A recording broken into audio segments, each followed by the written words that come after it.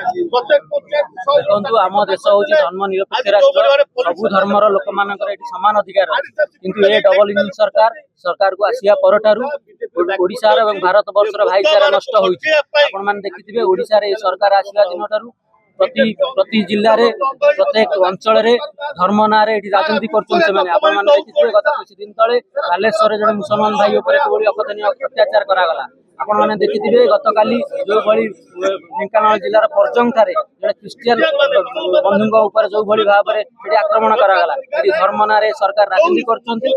चेतई दौचु तुरंत आप धर्म ना जो राजनीति कर बंद करूँ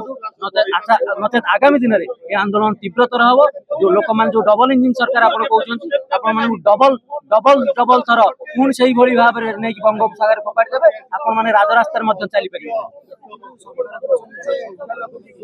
जी जी दंगा सृष्टि कर सरकार कहीं कार्यानुष्ठान नौना आगुरी तो केवल दंगा होना ओडिशा भली एक भाईचारार राज्य ओडिशा एक हूँ संस्कृतिर राज्य ओडिशा हूँ समस्त हिंदू मुस्लिम सिख ईसाई समस्त भाई भाई हो चलती ये सरकार आसिया परठारू आपण मैंने देखिए प्रत्येक दिन दंगा होती प्रत्येक दिन धर्म राजनीति कराई तीव्र विरोध।